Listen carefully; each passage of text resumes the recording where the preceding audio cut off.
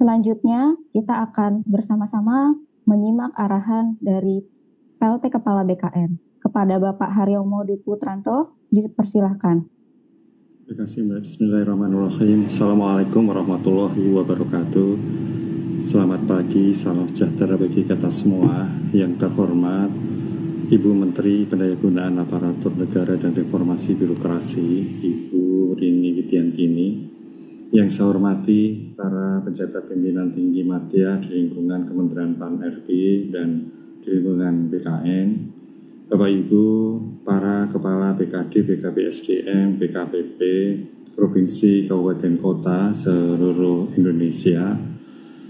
Yang kami hormati juga Bapak Ibu Kepala Biro SDM, kemudian Kepala Kantor Regional 1 sampai dengan 14 BKN yang berbahagia. Pertama-tama marilah kita panjatkan puji syukur kehadirat Allah Subhanahu wa taala, Tuhan Yang Maha Esa. Hari ini masih diberikan kesempatan, kesehatan, insya Allah kebahagiaan.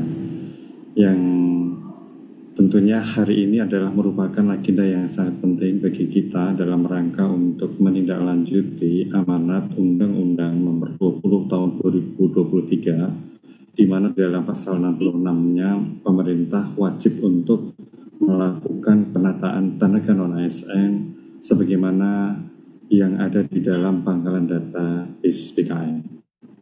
Ibu Menteri yang kami hormati, perlu kami sampaikan dan kami laporkan bahwasannya sampai saat ini pendataan tenaga non-ASN yang dilakukan dan ditutup pada akhir Desember 2022 itu tercatat di database kita kurang lebih 2.359.796. Itu adalah data awal ketika instansi pusat maupun daerah menyampaikan kepada BKN dan sekali lagi ditutup di akhir Desember 2022. Data itu sudah dilakukan verifikasi oleh BKN dan BPKP tahun 2023. Untuk selanjutnya telah dilaksanakan penyelesaian tenaga non-ASN melalui pengadaan tahun 2021, 2022, dan 2023 yang memberikan kesempatan kepada tenaga non-ASN untuk mengalokasikan maksimal 80% dari total formasi, maka telah sebanyak 570.696 tenaga non-ASN telah lulus dan diangkat menjadi ASN. Artinya hingga tahun 2024 ini masih tersisa sebanyak 1.789.050 tenaga non-ASN yang ada di pangkalan data BKN. Dari sekalian kami hormati, untuk itu, informasi pengadaan tahun 2024 ini dengan arahan Ibu Menteri, Kementerian PAN-RB telah memberikan kesempatan yang seluas-luasnya kepada tenaga non-ASN yang ada dalam database BKN.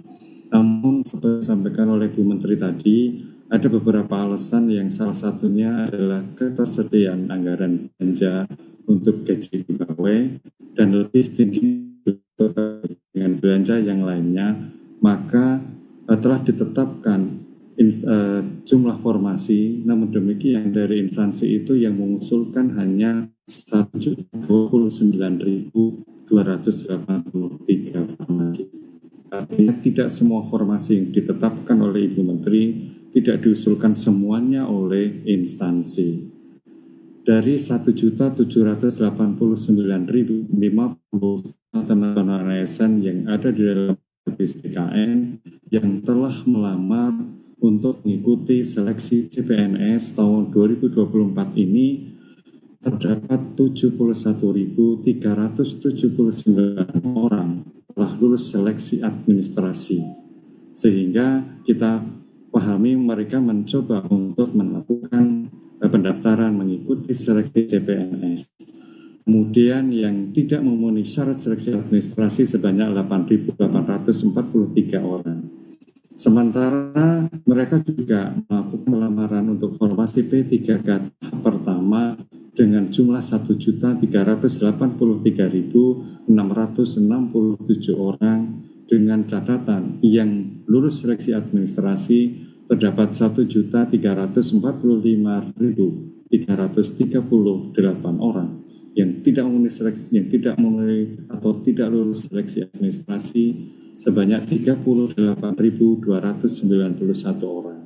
Sehingga yang masih ada di dalam data BKN dan belum mendaftar untuk pengadaan CPNS maupun P3K tahap 1 terdapat 334.004 orang. Jadi sekali lagi kita masih menyisakan kurang lebih 334.004 orang.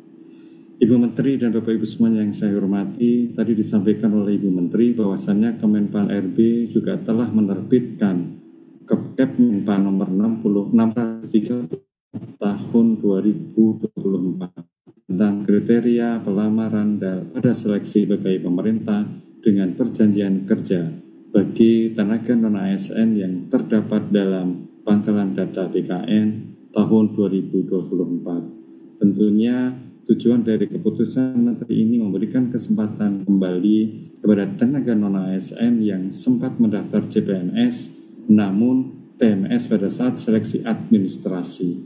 Demikian pula halnya dengan mereka yang juga dinyatakan TMS untuk mengikuti seleksi P3K tahap pertama. Kita menginginkan diberikan kesempatan kembali untuk melakukan pendaftaran pada seleksi P3K tahap kedua yang diprioritaskan tentunya bagi para tenaga non-ASN yang terdata di instansi dengan terlebih dahulu mendapatkan konfirmasi persetujuan oleh instansi melalui SSC ASN yang ada di BKN. Namun demikian berdasarkan data pendaftaran PPPK tahap 2 yang baru masuk dan pada saat per 29 Desember hanya baru terdapat 40.360 orang yang telah melakukan pendaftaran. Artinya masih banyak tenaga non-ASN yang terdata di dalam pangkalan database ASN namun berpotensi untuk mengikuti penerimaan CASN 2024 melalui seleksi P3K dan belum menyelesaikan pendaftarannya.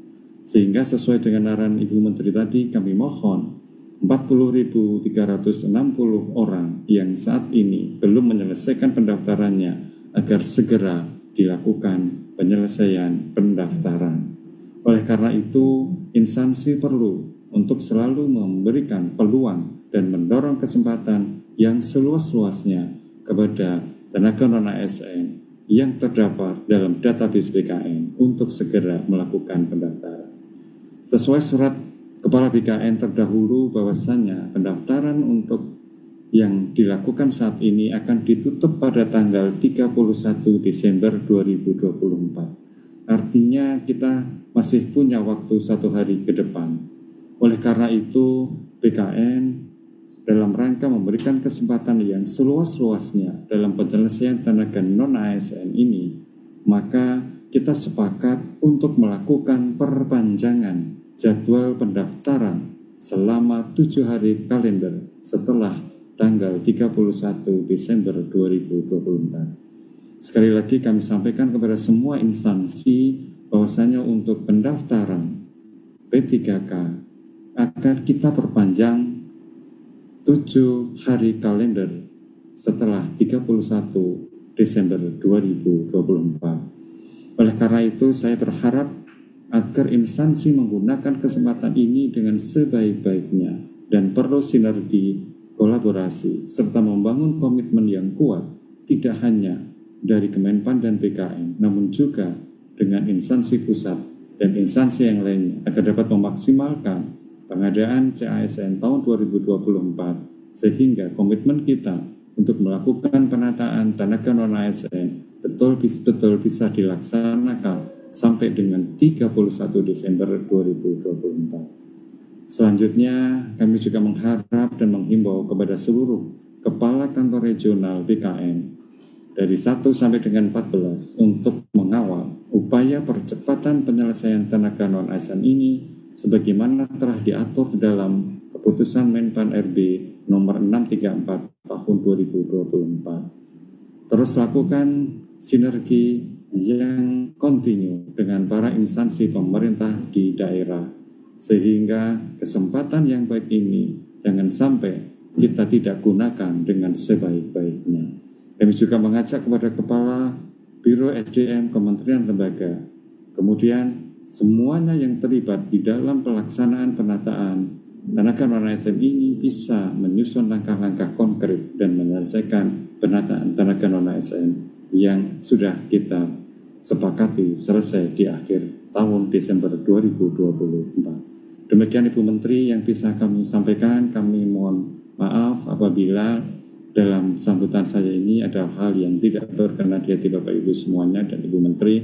Kami mohon dukungannya dari Ibu Menteri dan khususnya pada semua Kepala Biro, Kepala BKD di instansi pusat dan di instansi daerah untuk menindaklanjuti apa yang sudah di Menteri dan apa yang sudah ditetapkan dalam keputusan Mendagri nomor 634 tahun 2024. Saya akhiri sambutan saya. Bila taufiq wal hidayah.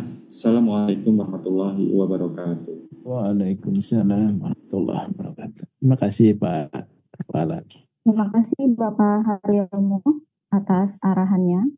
Selanjutnya, Bapak dan Ibu, kita akan memasuki sesi pemaparan kebijakan percepatan penataan tenaga non-ASN melalui seleksi P3K tahap 2 tahun 2024 oleh PLT Deputi SDM Aparatur Kementerian PAN-RB, dan selanjutnya akan ada sesi pemaparan dari Deputi Bidang Sistem Informasi dan Digitalisasi Manajemen ASN BKN.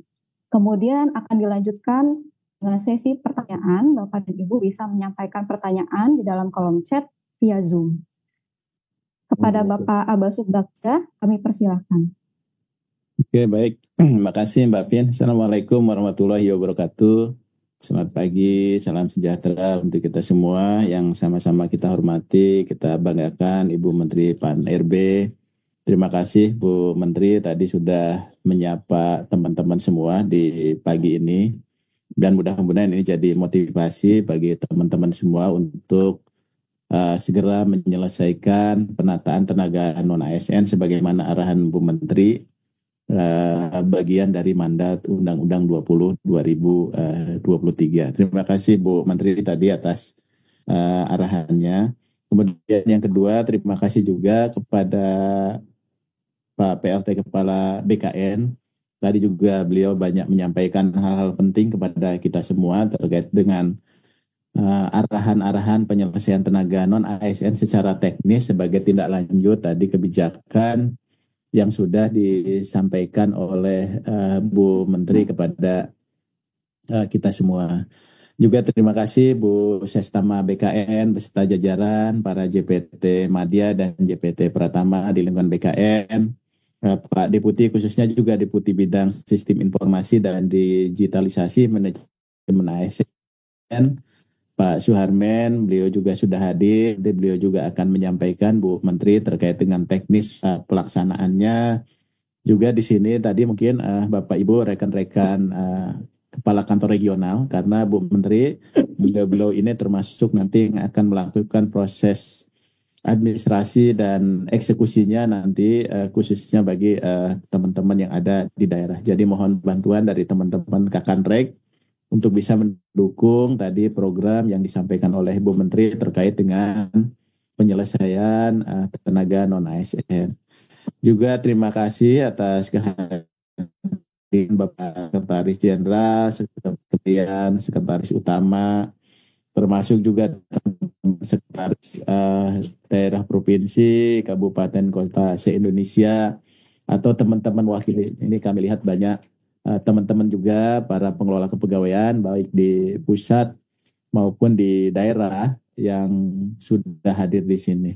Ini adalah wujud komitmen kita bersama bahwa penataan tenaga non-ASN sebagai bagian dari komitmen pemerintah, disampaikan Bu Menteri tadi, bahkan ini komitmen kita bersama antara pemerintah dengan DPR yang wajib kita dukung dan kita selesaikan.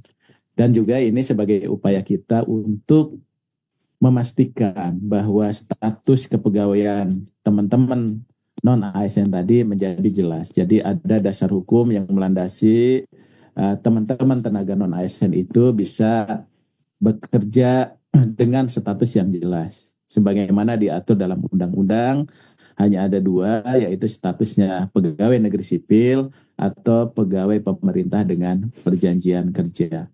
Tentunya upaya ini perlu sinergitas antara pemerintah pusat, khususnya Kemenpan dari aspek kebijakan, kemudian dari aspek kebijakan teknisnya oleh BKN, dan juga para pengelola kepegawaian. Tadi Bu Menteri sudah menyampaikan beberapa kendala yang menjadi PR kita, khususnya teman-teman di daerah, ya, untuk bisa menyelesaikan tenaga non-ASN karena tidak optimalnya pengisian beberapa jabatan di lingkungan instansi pemerintah, ya, baik instansi pusat maupun instansi daerah.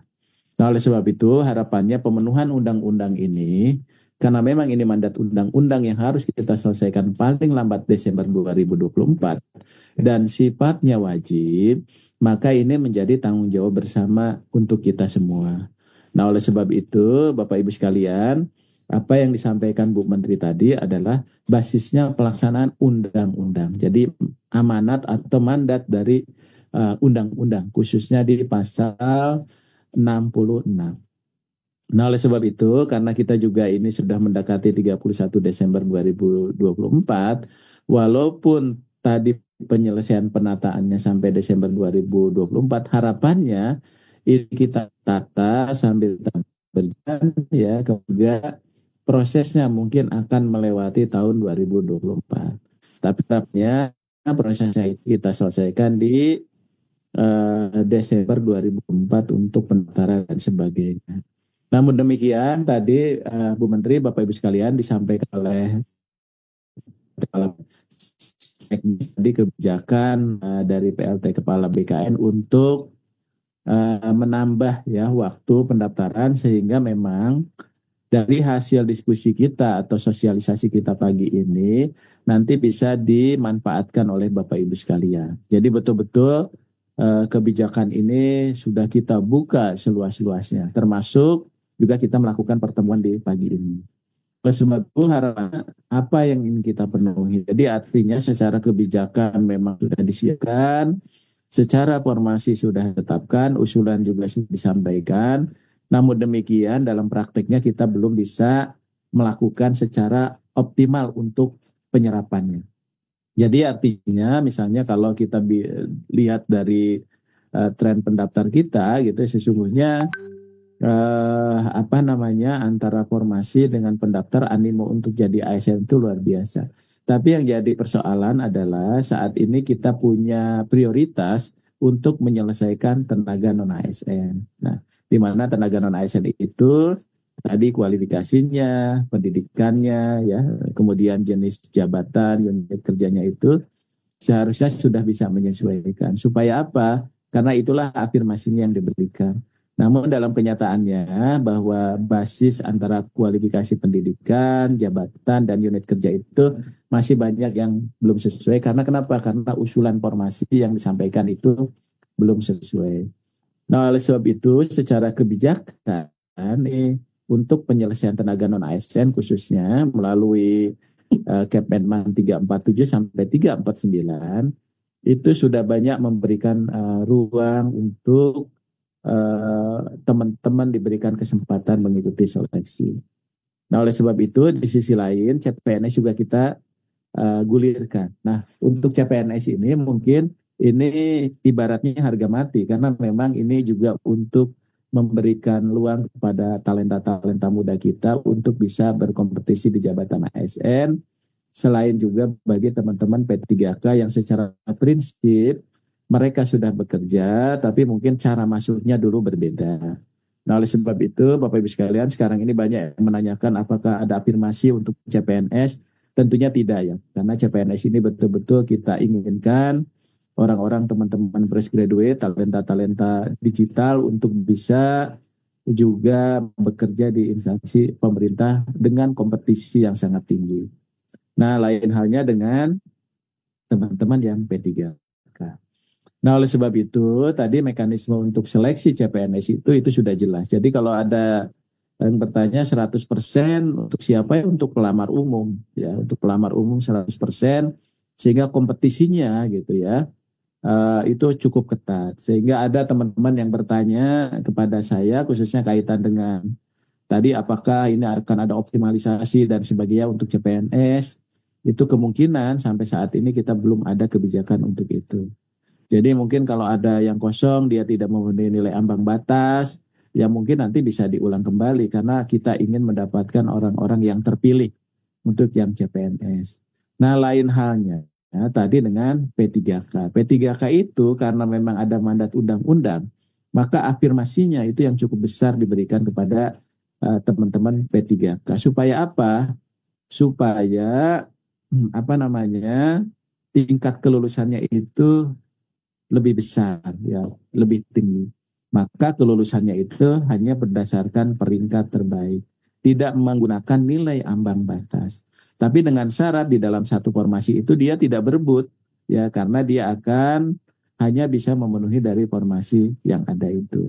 Namun demikian, tadi disampaikan arahan Bu Menteri, mungkin saja nanti kalau dia melebihi formasi, maka orang yang mendaftar yang tidak ada di formasi itu, dia akan mendapatkan atau menduduki P3K paruh waktu. Ya, P3K paruh waktu juga Bapak Ibu sekalian itu punya peluang yang cukup besar gitu. Nah, kemarin itu termasuk di periode 1 bahwa kriteria pelamar formasi P3K itu memang dilakukan secara berurutan bagi pelamar prioritas, XTHK 2 dan tenaga non ASN. Nah, oleh sebab itu Bapak Ibu sekalian, untuk yang tenaga non ASN ini walaupun ada prioritas, tapi kalau komposisinya ada dia tetap bisa ikut mendaftar. Jadi tidak perlu khawatir untuk yang itu. Nah, oleh sebab itu tadi dari BKN juga sudah menyampaikan, tadi Pak Kepala juga sudah menyampaikan banyak hal, termasuk nanti misalnya pendaftaran seleksi ini nanti yang secara teknis sudah dipertimbangkan untuk ada tambahan pendaftaran tadi disampaikan oleh Pak BKN. Namun juga tidak mengurangi waktu atau jadwal tahapan berikutnya. Nah, oleh sebab itu Bapak Ibu sekalian, sesungguhnya kalau kami lihat bahwa dari proses pengadaan P3K tahun 2024 secara pengaturan, yang pertama ketersediaan formasi kita ini sudah memadai. Tadi mungkin Bapak Ibu sudah paham betul ya, dan ini juga sudah disampaikan oleh Bu Menteri tadi bahwa formasi kita cukup optimal. Namun apa? Banyak usulan-usulannya, kondisinya itu masih rendah dan tidak sesuai. Ya. Kemudian yang kedua adalah kelulusan menggunakan peringkat terbaik. Ya. Jadi artinya ini memungkinkan tingkat kelulusan akan lebih tinggi bagi P3K. Karena kita anggap Bapak Ibu itu bagi P3K yang sudah mendaftar tadi itu sudah memiliki kompetensi karena sudah paling kurang kompetensi pengalaman. Ya. Sudah bekerja di instansi pemerintah. Namun dalam kondisinya adalah satu jabatan kadang diperebutkan oleh satu pelamar. Karena kenapa? Karena pemetaan datanya itu belum optimal. Yang ketiga apa pengaturan kita dilakukan? Ini diperuntukkan tadi seperti saya sampaikan, ini 100% tenaga non ASN. Tapi juga ada teman-teman yang melamar ke CPNS. Ada juga yang melamar tidak sesuai dengan jabatannya. Jadi prioritas yang kita utamakan itu menjadi tidak tepat.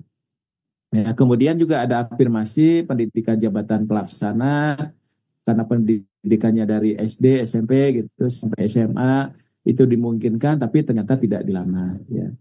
Kemudian juga kita juga mengutamakan secara kebijakan adalah tenaga non ASN yang terdata dalam pangkat database BKN. Ya.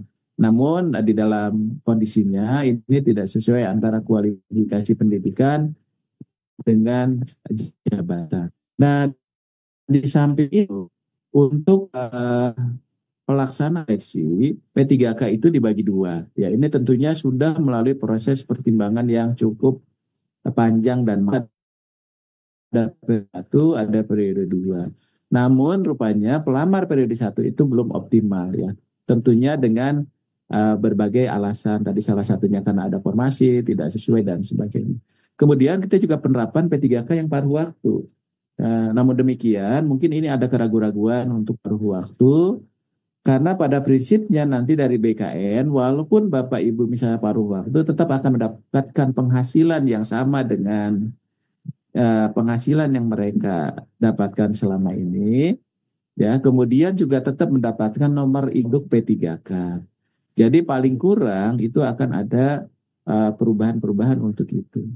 Nah, tentunya Bapak Ibu, teman-teman sekalian, ini banyak sekali beberapa pertanyaan dari teman-teman ya. Bagaimana tenggat waktu tenaga non-ASN sampai dengan tanggal 31 Desember 2024. Tadi juga sudah disampaikan oleh Pak Kepala BKN, ya mudah-mudahan nanti secara teknis akan segera ditindaklanjuti. Terus juga bagaimana dengan pelamar tenaga non-ASN yang TNS, yang dia ikut CPNS tapi TNS atau di periode ke-1 ya.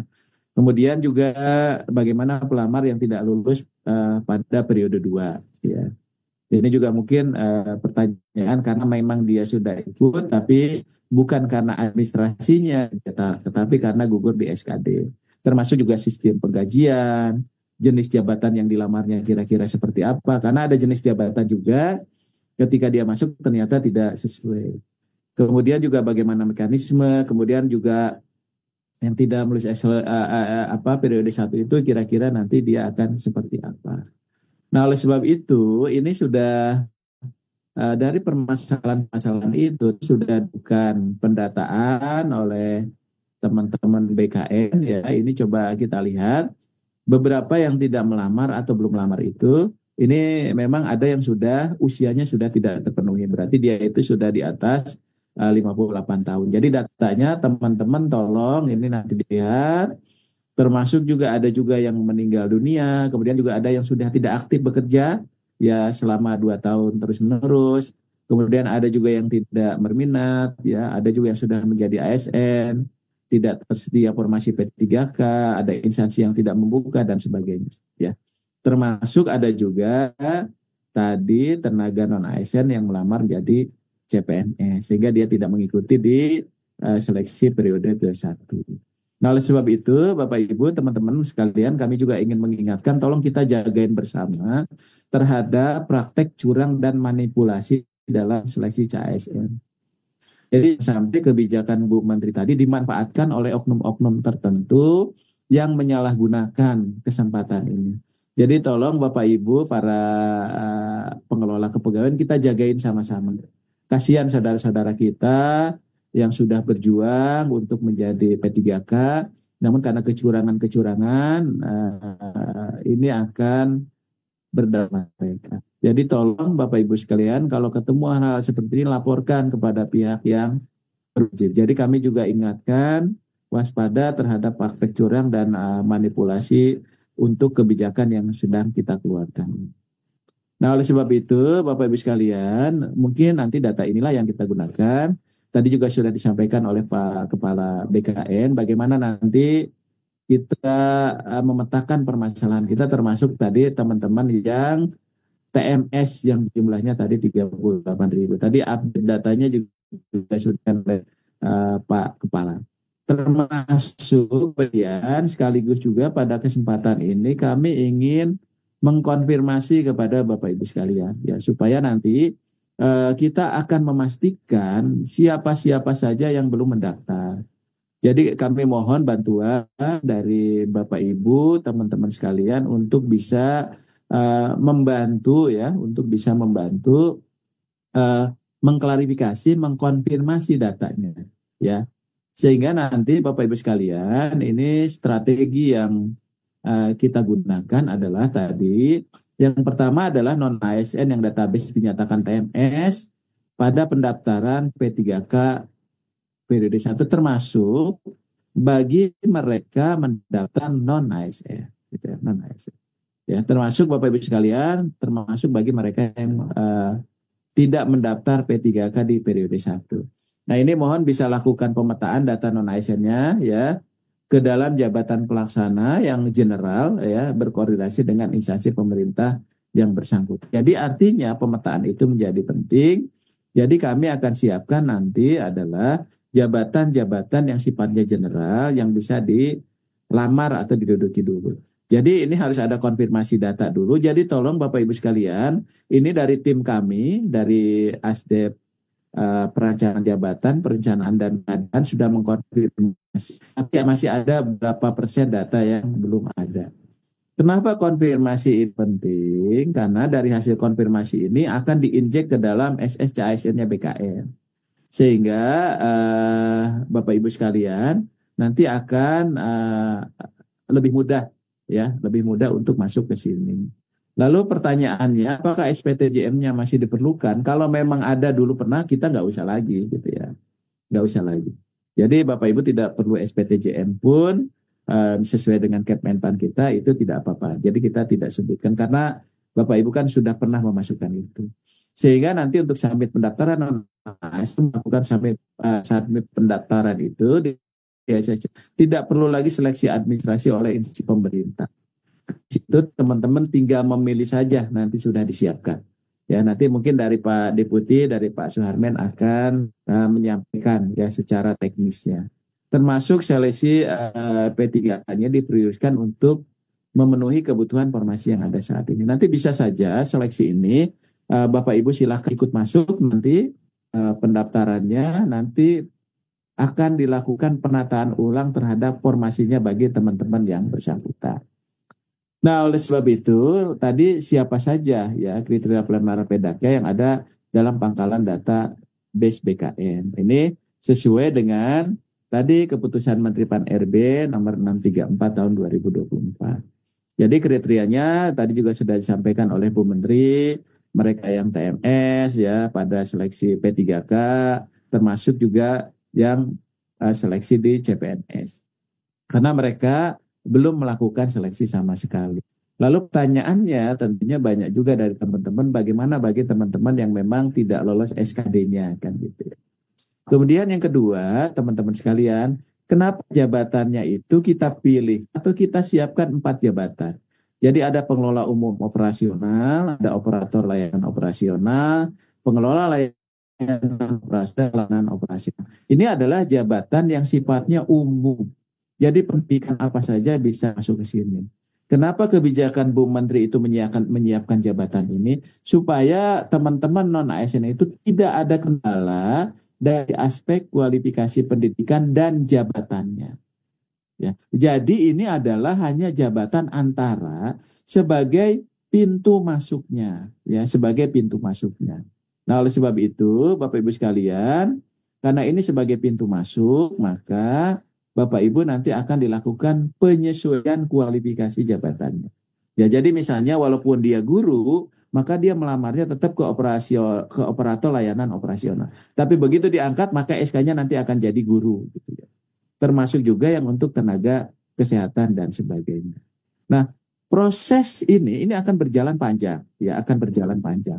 Karena akan berjalan panjang, karena ada proses, maka Bu Menteri tadi sudah juga mengeluarkan surat agar penganggaran gaji bagi tenaga non-ASN itu tetap sesuai dengan proses pengadaan tahun 2024 ini. Termasuk sampai ke 2020.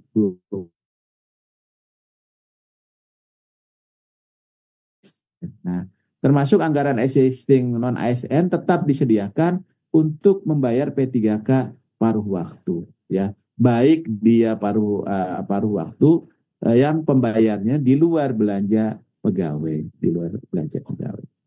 Nah, oleh sebab itu, Bapak Ibu sekalian, ini langkah-langkah yang sudah kita lakukan. Tadi ada platform pemetaan,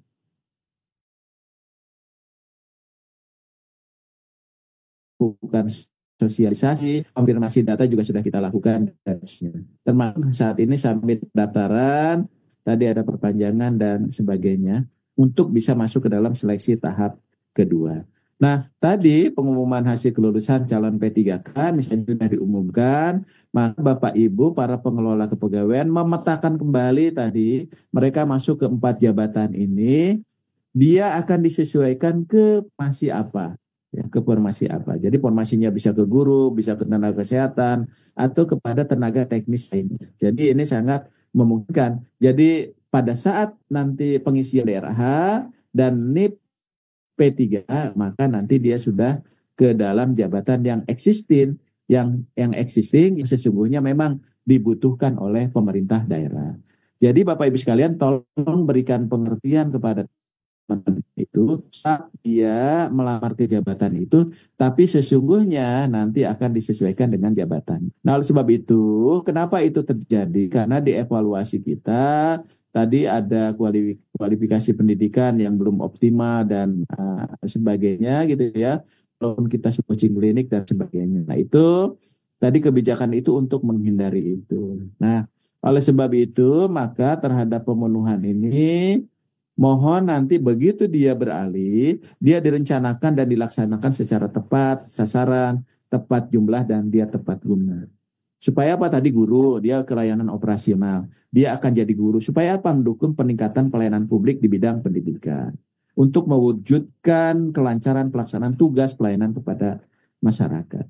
Nah, oleh sebab itu, kalau semua sudah jalan, maka peningkatan kinerja, profesionalisme, pelayanan publik, budaya organisasi, ya, dan tata kelola itu menjadi baik. Nah, oleh sebab itu, apa yang kami harapkan, tadi juga sudah disampaikan oleh Bu Menteri, pertama, tugas Bapak Ibu sekalian memastikan tenaga non-ASN, khususnya yang terdata dalam database BKN, mendaftar dan mengikuti SKD sebanyak-banyaknya, ya, sesuai dengan database BKN, ya. Yang kedua, Bapak Ibu sekalian harus memastikan bahwa data itu sesuai dengan kebijakan seleksi periode kedua, pangkat jabatan yang tersedia, supaya tercover dulu di situ.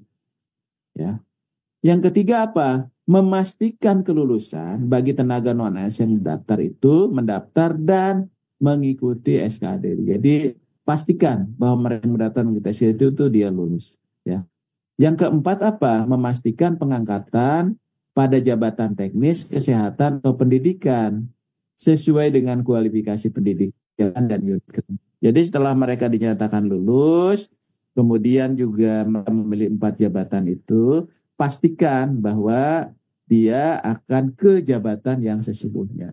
Dan yang terakhir adalah memastikan ketersediaan anggaran P3K penuh waktu maupun paruh waktu, baik melalui belanja pegawai maupun non belanja pegawai. Jadi ini menjamin ketenangan. Jadi dari awal Bu Menteri sudah menyampaikan ini tidak ada PHK massal kan gitu ya, tidak ada yang dirugikan penghasilannya sesuai ketentuan peraturan perundang-undangan dan sebagainya. Nah, oleh sebab itu maka untuk kedepannya kita juga punya tugas. Jadi perencanaan pengadaannya sudah kita jalankan gitu ya. Kemudian apa namanya? Prosesnya nanti pengangkatannya sudah dilakukan, maka penataannya itu jadi penting. Ya, apakah dia akan ke jabatan pelaksana, ke jabatan fungsional, ini sudah distandarkan di sana. Nah, kemudian standar kompetensi jabatannya, ya, standar kompetensi jabatannya sekarang masih di Permen 38 2017. Evaluasi jabatannya supaya mereka dapat kelas jabatan. Bagaimana pengembangan dan pengelolaan kinerjanya, termasuk pola karirnya bagi mereka yang CPNS. Ya. Karena P3K, dia pola karirnya sesuai dengan di P3K. Nah, oleh sebab itu, PR kita adalah nanti pengembangan kompetensi dan kinerja itu cukup penting. Karena kenapa? Keseluruhannya itu harus bisa mendukung program reformasi birokrasi dan pelayanan publik yang lebih baik. Jadi kita semata-mata bukan hanya proses kita hanya mengangkat saja, tapi juga ada proses lanjutannya supaya bisa berjalan dengan optimal. Nah, oleh sebab itu harapannya pada pertemuan di pagi ini kita nanti punya kesepakatan dan komitmen sebagaimana disampaikan Bu Menteri agar kita sama-sama bisa menyelesaikan penataan tenaga non-ASN.